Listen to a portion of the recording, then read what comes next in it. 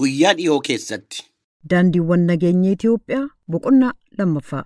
Sagaleen Ameerikaa tajaajilli gaanfa Afrikaa mata duree daandiiwwan nageenyaa Itoophiyaa jedhu jalatti mariiwwan televezyiiniidhaan taasisu keessaa inni itti aanu qophaa'urra jira.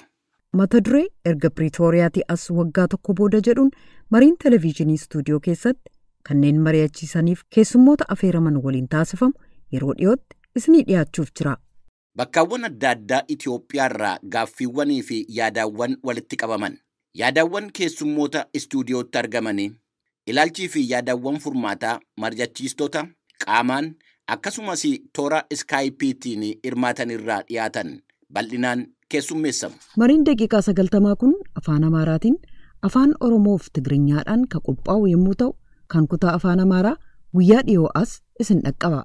Torbaniiwwan walitti aananuun keessa immoo qophiiwwan afaan Oromootii fi Tigiriinyaa, daandiiwwan nageenyaa Itoophiyaa akkasumas bulchiinsaa fi diimokiraasii Eertiraa irratti xiyyeeffatanii dhiyaatu.